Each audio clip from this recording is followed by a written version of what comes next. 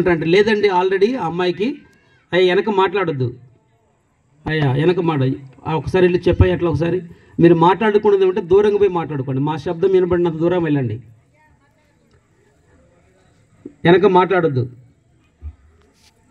మాట్లాడకండి, దూరం పోండి మీకేమన్నా ఇంపార్టెంట్ ఉంటే అది.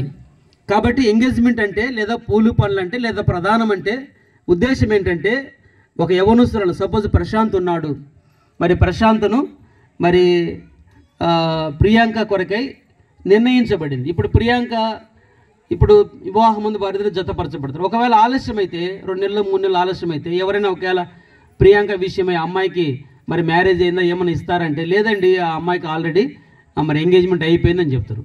అంటే ప్రధానం నిర్ణయించబడి మీకు అర్థం కావడానికి మరి యోసేపు ఉన్నాడు, మరి మరియకు ప్రదానం చేయబడుతూ వచ్చాడు. కొత్త నిబంధన కాలంలో యేసుక్రీస్తు ప్రభువుకు జన్మనిచ్చిన తల్లి అయిన మరియమ్మతో యోసేపుకు ప్రదానం చేయబడింది. ప్రదానం చేయబడిన కొంతకాలానికి వారు ఏకమైనట్లుగా మనం గమనిస్తాం. వారు ఇంకా ఏకం చేయబడలేదు అని మనం చదువుతాం. మనం ప్రధానం అంటే నిర్ణయించడం, ప్రధానం అంటే ఏం చేయడము, వాళ్ళ యొక్క నిర్ణయాన్ని తెలియచేయడం. అట్లే కొంతకాలమైన ఇంకొకవేళ 6 నెలలు పట్టొచ్చు, సంవత్సరమైనా కూడా 2 సంవత్సరాలైనా ప్రదానం చేయబడిన తర్వాత ఏం చేయాలి, వాళ్ళు వెయిట్ చేయాలి.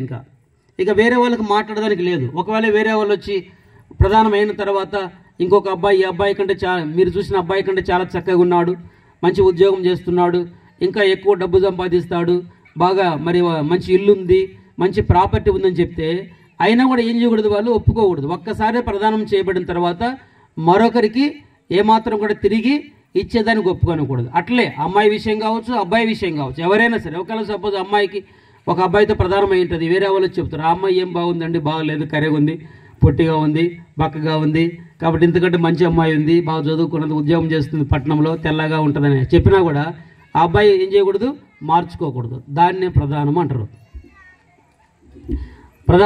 ప్రధానం అంటారు. కాబట్టి ఇప్పుడైతే వెంటనే వివాహం జరుగుతుంది కాబట్టి సమస్య ఏం లేదనుకోండి, ఉదయమే వివాహం జరుగుతుంది కాబట్టి ఒకవేళ కొంత సమయం కొంత వ్యవధి తీసుకున్నట్లయితే అప్పుడు ఏమైంది, ఒకరికొకరు ప్రదానం చేయబడిన తర్వాత దాదాపుగా వారి పెళ్ళి మరి భార్యాభర్తలుగా జతపరచబడరు. అంతే, దాదాపుగా వాళ్ళ భార్యాభర్తలే లెక్క. అందుకని యేసేపుకు ప్రదానము చేయబడను, భార్యగా ప్రదానము చేయబడిన మనం చదువుతాం. మనం అంటే ప్రదానం అంటే దాదాపుగా వారు భార్యాభర్తలుగా వారు ప్రదానం నిర్ణయించుకోవడము. ఇక కేవలం పరిశుద్ధ వివాహం నందు జతపరచబడేది మాత్రమే ఉంటుంది. కాబట్టి ఈ దినము ఈ యొక్క ఎంగేజ్మెంట్ ద్వారా లేదా ఈ యొక్క ప్రధానము ద్వారా సోదరు ప్రశాంత్ తను తెలియజేసేది ఏంటంటే సహోదరి మరి ప్రియాంకను తన పెళ్లి భార్యగా చేసుకోవడానికి తన ఇష్టాన్ని తన యొక్క నిర్ణయాన్ని మనకందరికీ వ్యక్తపరుస్తూ ఉన్నాడు ఈ ఎంగేజ్మెంట్ ద్వారా. అట్లా ప్రియాంక కూడా సహోదరి ప్రశాంత్ను తన పెళ్లి భర్తగా చేసుకోవడానికి తన హృదయంలో నిర్ణయించుకున్న దాన్ని మనకందరికీ కూడా ఏం చేస్తున్న వాళ్ళు తెలియజేస్తున్నారు. కాబట్టి దీన్ని ప్రధానము అంటారు. ఇది మొదటి స్టెప్, ప్రధానము.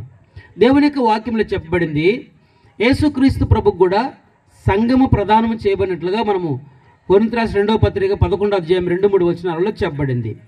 అంటే మనమందరం కూడా ఎవరైతే యేసుక్రీస్తు ప్రభును హృదయంలో చేర్చుకుంటారో, ఎవరైతే యేసు రక్తం చేత కడగబడతారో, ఎవరైతే సంఘంలో చేర్చబడతారో, సంఘము అనే ఈ వధువు పెళ్లి కుమారుడు ప్రభు యేసుక్రీస్తు వారికి ప్రదానము చేయబడ్డం అంటే నిర్ణయించబడ్డం. రెండవ మాట మనం చదువుదాం, తర్వాత కొన్ని రెఫరెన్స్లు మనం చూద్దాము. కొరింథీయులకు రాసిన 2వ పత్రిక, అపోస్తలుడైన పౌలు గారు కొరింథీయులకు రాసిన 2వ పత్రిక మరి 11వ అధ్యాయం 2వ వచనం. కొరింథీయులకు రాసిన 2వ పత్రిక 11వ అధ్యాయం 2వ చదవండి. ఎవరైనా చదవగలిగిన వారు. దేవాసక్తితో మీ ఎడల ఆసక్తి కలిగి ఉన్నాను, ఎందుకనగా జాగ్రత్త పవిత్రురాలైన కన్యకనుగా ఒక్కడే పురుషునికి అనగా క్రీస్తుకు సమర్పింపవలనని మిమ్మును ప్రదానము చేసితిని గాని. పవిత్రురాలైన కన్యకనుగా, ఒక కన్యక, అర్థమని ఒక కన్యక అందుకనే యేసుక్రీస్తు ప్రభుకు జన్మనిచ్చిన తల్లి అయిన మరియమ్మ గురించి ఏమని చెప్పబడింది, ఆమె కన్యక అయిన మరియా అని చెప్పబడింది. ఆమె ఏమని చెప్పింది, గాబ్రియేలు దూత వచ్చి అమ్మా నువ్వు యేసుక్రీస్తు ప్రభు నీ గర్భంలో మరి పుడతాడని చెప్పినప్పుడు అయ్యో నేను ఇంకా అసలు పురుషునే ఎరగని దాన్నే అని చెప్పినట్టు మనం గమని. కన్యక అంటే ఏ పురుషుని ఎరగని స్త్రీని కన్యక అంటారు. అటువంటి కన్యకకి మాత్రం ఏం చేస్తారు? వివాహము చేస్తారు. అట్లా వివాహం చేసుకోవాలి. కాబట్టి అట్లనే యేసుక్రీస్తు ప్రభుకు నేను మిమ్మల్ని ప్రదానం చేశాను అని అపోస్తలుడు పౌలు తెలియజేస్తూ వచ్చాడు. అంటే ఎవరైతే యేసుక్రీస్తు ప్రభు యొక్క రక్తం చేత కడగబడి, ఎవరైతే యేసుక్రీస్తు ప్రభుని హృదయంలో చేర్చుకొని, ఎవరైతే రక్షణ పొంది, ఎవరైతే సంఘంలో చేర్చబడి ఉంటారో వారు పవిత్రురాలైన కన్యకతో సమానం. పవిత్రురాలైన కన్యకతో సమానం. ఎందుకంటే మనమందరం కూడా జన్మతో పాపంలో జన్మించాము. క్రియాపూర్వకంగా కూడా ఎన్నో పాపములకు అలవాటు పడ్డాం. ఊహ వచ్చినది మొదలుకొని మాటల ద్వారా, తలంపుల ద్వారా, క్రియల ద్వారా, చూపుల ద్వారా అనేక విషయాలలో తప్పిదము, పొరపాటు, పాపము చేసిన వారం.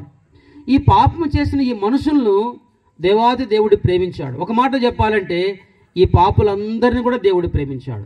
దేవుని యొక్క వాక్యం ఏమని చెప్పబడిందంటే నీతిమంతుడు లేడు, ఒక్కడు కూడా లేడు. దేవుని యొక్క వాక్యంలో చెప్పబడింది. అందరు ఏం చేస్తారంటే త్రోవ తప్పి ఏకముగా పనికిమాల వారైరి అని మన దేవుని యొక్క వాక్యాలు మనం చదువుతాం. అంటే ప్రతి మనుషుడు కూడా జన్మతో పాపములో జన్మించి క్రియాపూర్వకముగా పాపమునకు అలవాటు పడి చెడిపోయి మరణానికి పాత్రులై నరకానికి సిద్ధంగా ఉన్నప్పుడు ఇటువంటి పాపిని దేవుడు ప్రేమించి ఆ పరలోక మహిమను, పరలోక స్వాస్యాన్ని విడిచి ఈ భూలోకానికి యేసుక్రీస్తు ప్రభుగా ఆయన ఈ లోకానికి అరుదించాడు. అంత మాత్రమే కాకుండా సర్వమానవాళి పాప విమోచన కొరకై, మనందరి పాప విమోచన కొరకై యేసుక్రీస్తు ప్రభు కలవరి శిలువలో ఏం చేశాడు? ఆయన మృతి పొందాడు. యేసుక్రీస్తు ప్రభు చేతుల్లో మేకులు కొట్టబడ్డాయి. యేసు ప్రభు కాళ్ళలో చీల కొట్టబడినది. యేసు ప్రభు హృదయంలో పక్కలో బల్యంతో పొడవబడినది. యేసుక్రీస్తు ప్రభు తల మీద ముళ్ళ కిరీటం పెట్టబడినది. ప్రభువైన యేసుక్రీస్తు వారు పంచగాయములు పొందాడు. ప్రక్కల్లో బల్యంతో పొడవబడి పంచగాయములు పొంది యేసు ప్రభు తన ప్రశస్త రక్తం అంతా కూడా చిందించాడు. ఆయన మరణించి సమాధి చేయబడి ఆయన మరణమును జయించి తిరిగి లేచాడు. ఎందుకు యేసు ప్రభు రక్తమంతా చిందించాడంటే యేసుక్రీస్తు ప్రభు రక్తము ద్వారా మనిషి పాపానికి క్షమాపణ. దేవుడు రక్తాన్ని చిందించకపోతే మానవుని పాపానికి క్షమాపణ లేదు. మనుషుని పాపానికి క్షమాపణ లేకపోతే పరలోకానికి చేరలేడు. ప్రతి పాపికి కూడా నరకం సిద్ధంగా ఉంది. పాపములు తినచ్చు, పాపములు త్రాగుచు, పాపములు జీవిస్తూ పాపములు మరణించినట్లయితే నీ కొరకే నరకం సిద్ధంగా ఉంది. అందులో ఏమాత్రం సందేహం, అనుమానం లేదు. కాబట్టి ఒకవేళ నువ్వు పాపములను మరణించినట్లయితే నరకానికి వెళ్ళాలి. ఆ నరకం నుంచి తప్పించడానికే ఆ దేవాతి దేవుడు పరలోకం నుంచి భూలోకానికి వచ్చి నీ పాపాన్ని క్షమించడానికి, నీ పాపాన్ని తొలగించడానికి, నిన్ను పరిశుద్ధునిగా చేయడానికి, పరిశుద్ధురాలుగా చేయడానికి ఒక పురుషుని ఎరగని కన్యక ఏ విధంగా పరిశుద్ధంగా ఉంటుందో అట్లా మనల్ని అందరినీ కూడా పరిశుద్ధులుగా చేయడానికి యేసుక్రీస్తు ప్రభు తన పరిశుద్ధమైన రక్తాన్ని కలవరి శిలువలో చిందించాడు. ఆయన మరణించి సమాధి చేయబడి తిరిగి లేచాడు. ఇప్పుడు ఎంత ఘోర పాపి అయినా, ఎన్ని తప్పిదాలు చేసినా, ఎన్ని పొరపాట్లు చేసినా హృదయంలో యేసుక్రీస్తు ప్రభుని అంగీకరించి యేసుక్రీస్తు ప్రభు సన్నిధికి వచ్చి మోకరించి, యేసు ప్రభు నేను పాపిని, నీ రక్తంతో నా ప్రతి పాపమును కడుగని ఎవరు హృదయపూర్వకంగా వారి పాపాలు ఒప్పుకుంటారో యేసుక్రీస్తు ప్రభు వారి ప్రతి పాపాన్ని కడిగి శుద్ధి చేస్తాడు. ఏమని చెప్పబడింది? యోహాను రాసిన మొదటి పత్రిక 1వ అధ్యాయం 7వ వచనంలో, యోహాను రాసిన మొదటి పత్రిక 1వ అధ్యాయము 7వ వచనం చూడండి. ఒక మాట మనం చదువుదాము. మొదటి పత్రిక 1వ అధ్యాయం 7వ వచనం ఏమని చెప్పండి? అయితే ఆయన వెలుగులో ఉన్న ప్రకారము మనమును వెలుగులో నడిచిన యెడల అన్యోన్య సాహసం గల వారమే ఉందము. తర్వాత ఏమంట? అప్పుడు ఆయన కుమారుడైన యేసు రక్తము ప్రతి పాపము నుండి కడిగి మనల్ని పవిత్రులుగా చేయను. వారు పవిత్రులైన కన్యక. అర్థమైందండి? కాబట్టి ఏ విధంగా ఒక కన్యకను అనగా ప్రియాంక అనే కన్యకను ఏ విధంగా ఒక మరి పురుషునికి, ప్రశాంత్ అనే పురుషునికి ప్రదానం చేయబడుతూ ఉందో, రేపు వివాహంలో ఏ విధంగా వారు మరి జతపరచబడతారో, రేపు జతపరచబడింది మొదలుకొని వారి జీవితకాలం అంతా కూడా వారు భార్యాభర్తలుగా జీవించాలి.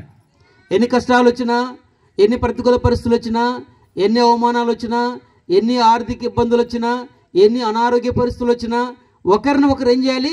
విడిచిపెట్టకుండా, ఎడబాయకుండా వారు మరణం వరకు ఏం చేయాలి? వారు ఒకరిని ఒకరు హత్తుకొని వారు జీవించాలి. అర్థమైందండి? కాబట్టి ఈరోజు ఎంగేజ్మెంట్లో వారి యొక్క నిర్ణయాన్ని వ్యక్తపరుస్తున్నారు. అనగా పలానా ప్రశాంత్ను నా యొక్క పెళ్లి భర్తగా నేను చేసుకున్నట్టుకు ఇష్టపడ్డానని ఏ విధంగా ఆమె తెలియజేస్తూ ఉందో ప్రియాంక, పలానా మరి కన్యకైన ప్రియాంకను నా పెళ్లి భార్యగా చేసుకొని ఇష్టపడుతున్నారని ఈ యొక్క ఎంగేజ్మెంట్ ద్వారా తెలియజేస్తూ ఉన్నారో, రేపు వివాహం ముందు వారు జతపరచబడిన తర్వాత వారి జీవితకాలం అంతా ఏం చేయాలి? వారు భార్యాభర్తలుగా జీవించాలి. ఒక్క మనుషుని వల్ల ఒక్క దేహం వల్ల వారు జీవించాలి. అట్లనే ఎవరైతే యేసుక్రీస్తు ప్రభు యొక్క రక్తం చేత కడగబడి సంఘంలో చేర్చబడతారో వారు వధువు సంఘం, అంటే యేసుక్రీస్తు ప్రభుతో ప్రదానం చేయబడ్డారు. ఒకనొక దినాన యేసుక్రీస్తు ప్రభు మధ్యాకాశంలోకి వస్తాడు. అప్పుడు ప్రభు యేసుక్రీస్తు వారితో మనం అందరం కూడా కలుసుకుంటాం. అది పెళ్లి విందు అంటారు దాన్ని. కాబట్టి పరలోకంలో యేసుక్రీస్తు ప్రభుతో జరగబోయే పెళ్లికి ముంగుర్తే ఈ భూలోకంలో భౌతిక సంబంధమైన ఈ వివాహము. ఈ భౌతిక సంబంధమైన వివాహం దేని తెలియజేస్తూ ఉందంటే, పరలోకంలో ఒక దినం మనము దేవునితో కలుసుకొని దేవుని యొక్క పెళ్లిలో మనం పాలు పొంది యేసుక్రీస్తు ప్రభే మన యొక్క పెళ్లి, మళ్ళీ పెళ్లి భర్తగా, పెళ్లి కుమారుడుగా ఆయన మధ్యాకాశంలోకి వచ్చినప్పుడు ఈ వధువు సంఘం ఏ విధంగా యేసుక్రీస్తు ప్రభుతో కలుసుకొని యుగ యుగాలు కూడా యేసుక్రీస్తు ప్రభు వారితో కలిసి నివాసం చేస్తాడో దానికి ముంగుర్తే ఈ భౌతిక సంబంధమైన ఈ ప్రధానము, ఈ యొక్క పెళ్లి. రెండు ఒక మాట మనం చూద్దాం. ప్రకటన గ్రంథము 21వ అధ్యాయము. ప్రకటన గ్రంథము 21వ అధ్యాయము. 21వ అధ్యాయము ఒక రెఫరెన్స్ మనం చదువుదాం మనకు అర్థం కావడానికి. 3వ వచనం మనం గమనించినట్లయితే ప్రకటన గ్రంథము 21వ అధ్యాయం 3వ వచనం ఏమని చెప్పి, అప్పుడు ఇదిగో దేవుని నివాసం మనుషులతో కూడా ఉన్నది, ఆయన వారితో కాపురముండును, వారు ఆయన ప్రజలై ఉందురు, దేవుడు తానే వారి దేవుడై ఉండి వారికి తోడై ఉండును. ఏమని చెప్పబడింది? మనుషులతో కూడా ఉన్నది, ఆయన వారితో కాపురముండును. ఇప్పుడు ఏ విధంగా వారి వివాహమైన తర్వాత ఒక ఇంటిలో, ఒక గృహంలో, ఒక గదిలో వారు మరి భార్యాభర్తలుగా వారు ఏ విధంగా వాళ్ళు కలిసి జీవిస్తారో అర్థమైందండి.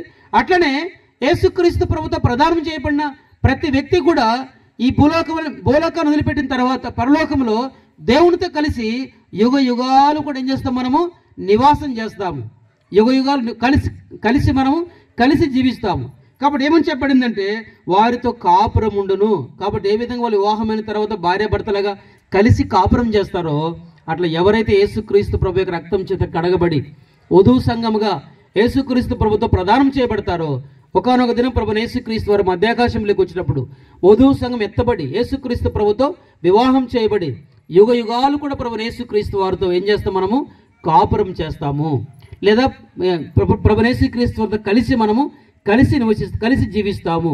లేని ఎడల యేసుక్రీస్తు ప్రభువును అంగీకరించకుండా, మారు మనసు పొందకుండా, పాప క్షమాపణ పొందకుండా, యేసుప్రభు హృదయంలో చేర్చుకొనకుండా ఒక లోకాన్ని వదిలిపెట్టినట్లయితే నిత్య నరకాగ్ని గుండం ఉంది. అక్కడ అగ్ని ఆరుదు, పురుగు చావదు. యుగ యుగాలు కూడా నిత్య నరకాగ్ని గుండంలో కాలుతూ ఉండాలి. ప్రియుడా, ఒకవేళ ఎంగేజ్మెంట్ సందర్భంగా, ఈ ప్రధానం యొక్క సందర్భంగా నిజంగా యేసుక్రీస్తు ప్రభుకు చెందినవాడు కాకపోతే ఇప్పుడైనా సరే యేసు ప్రభుని హృదయంలో చేర్చుకో. యేసు ప్రభు నేను పాపిని, నీ రక్తంతో నా ప్రతి పాపాన్ని కడుగని యేసు ప్రభుని హృదయంలో చేర్చుకున్నప్పుడు నువ్వు యేసు ప్రభుకు చెందినవాడు అవుతావు. యేసుక్రీస్తు ప్రభుకు చెందిన దానం అవుతావు. ఇప్పటి నుండి ఈ యొక్క ప్రియాంక ఏమవుతుంది? ప్రశాంత్కు చెందినది. ప్రశాంత్ కూడా ప్రియాంకకు చెప్పండి చెందినవాడు. అంతేనా? ఒకవేళ సపోజ్ రేపు వివాహమైన తర్వాత ఇది ప్రధానమైంది అనుకో,